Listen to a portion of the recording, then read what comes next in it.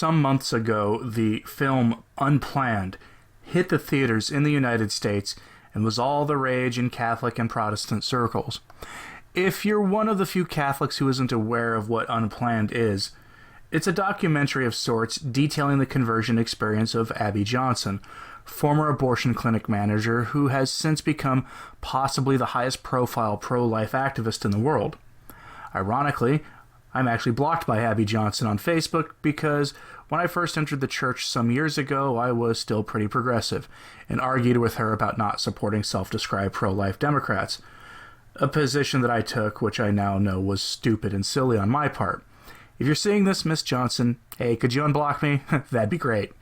Anyway, I haven't seen Unplanned yet, partially because I haven't seen a single new film this year. Having an infant child will do that to you. But also because I don't see a lot of Christian cinema because, I hate to say this, but the vast majority of Christian movies are just not that good, objectively speaking. I know I'll probably get a lot of angry responses in the comments to that, but I stand by that statement. Though I'm sure there are exceptions to that rule, many of which are probably found on my church's Founders Trading Post now that I think about it. Anyway, when Unplanned came out, conservative and traditionalists lauded the film, while the progressives went into their typical feral left rage. It went on to gross something like $18 million at the box office in the United States, which is pretty good given its limited run and its targeted audience of pro-life Christians. Unplanned was functionally banned in Canada, not by an act of the government, but by the various corporate film chains refusing to run the film, which prevented it from receiving a film rating in the country. While I'm not sure how rating laws work in Canada, you can imagine the reticence independent theaters might have running an unrated film, or how hesitant any willing distributor might be pushing a controversial film like that, especially with no organized means of actually showing it on a wide scale. I know that some people will say that these are private companies and that they're free to censor whoever they like. And sure, that's true, I guess, but it's not a mantra that will do you any good when they only censor good traditional messaging while promoting degeneracy on a mass scale. The ability to keep a film that is commentary on one of the most hot-button political issues of our day out of theaters while plenty of propaganda from the other side is not only allowed to be run in theaters, but is also promoted by them to your children, is a stinging indictment of the state of the culture and on the old dying order of political ideologies.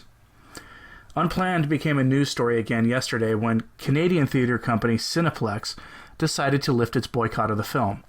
Cineplex and another company will screen the film in 24 theaters across Canada for a one-week run. The reason CEO Ellis Jacob gave for deciding to screen the film is laudable.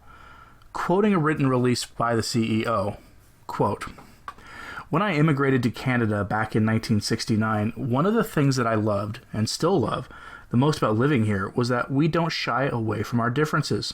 We embrace them. Canada is a country that believes in and rallies behind freedom of expression, but that isn't always an easy thing to do, and it certainly doesn't always make you popular. In this instance, many of us will have to set aside our own personal beliefs and remember that living in a country that censors content, opinions, and points of view because they are different from our own is not a country that any of us would want to live in." End quote. He then went on to say that the responsibility of deciding to see the film should reside with filmgoers, an attitude that was common across the Western world until very recently, until ideas deemed conservative by the elites suddenly became synonymous with hate speech and fascism. This decision by Jacob is good news for those of us who want to see well-made pro-life and pro-family messaging brought to the big screen and television in order to compete in the war for ideas and souls alongside the filth that dominates the market. The other company, Cinedecom, will also screen the film. That company's CEO is a pastor who decided to screen the film after he believes God told him to do so. Laughably, in the United States, the film received an R rating, despite it not containing any of the typical R-rated fare. There's little to no profanity, nudity, or violence, except for abortion, obviously, which is of course the main thrust of the film. Film ratings vary in Canada by province, and I do find that kind of strange, but maybe it's a good thing, given my increasing love for political decentralization. In Alberta, Unplanned has a 14A rating for disturbing content, while in British Columbia it's rated PG for sexual language and medical trauma. Compare that to R, here in the United States, which requires parents to be present for those under 17 years of age, and for once we might actually have a scenario where the Canadian film industry is less political and less woke than the American film industry. Color me surprised. This, of course, comes at a time when, for the first time in many, many years, a plurality of Americans now call themselves pro-life. According to the recently released Gallup survey, a plurality of Americans now identify as pro-life, with 49% of respondents calling themselves pro-life, and 46% calling themselves pro-choice. For this, I credit a number of things. The work of David Dalladin in exposing the grisly and inhuman baby parts trafficking operation out of Planned Parenthood, as well as the utterly barbaric behavior of the pro-abortion movement, with their open advocacy of shouting your abortion and bragging about how great having an abortion is. Most Americans are far more sensible than that, and even if they unfortunately have historically supported a woman's so-called right to execute her unborn child, they do generally stand opposed to the bragging and the celebrating of abortion. There's a plethora of footage online of college women smashing pro-life memorials on college campuses, or assaulting pro-life activists who had been following all pertinent campus rules and local ordinances and engaging in political speech on university campuses. And then there was the Kavanaugh hearings, which were themselves not really about abortion, at least on the surface, but the protests and smear campaign against the man certainly were fueled by a fear that legal Moloch worship in the U.S. would come to an end.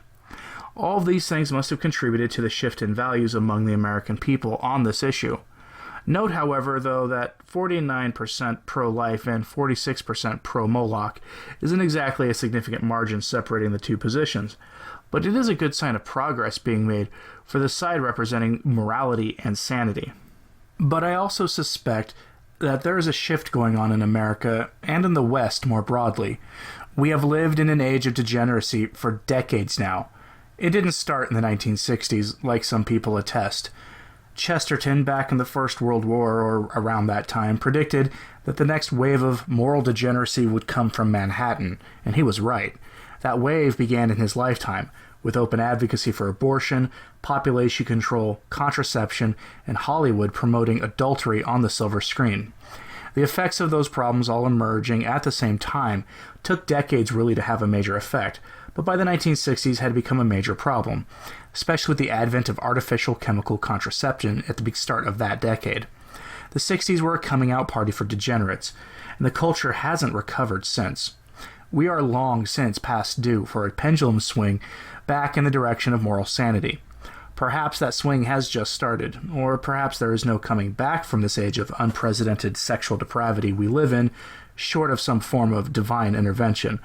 But the signs are there that people have become fed up with the promotion of abortion, pornography, drag queen story hour, and any number of degenerate things in the broader culture, and that fatigue is a good thing. So what do you think about all this? If you live in Canada, will you go see the film? If you live near the Canadian border, will you cross the border to see the movie? I live a bit far away to do that, something like 2,000 miles from the northern border, so I can't make the drive. Have any Christian movies that aren't terrible to come out to that you can recommend? Besides The Mission and The Passion of the Christ and the Heston classics, I mean. Let me know what you think in the comments section.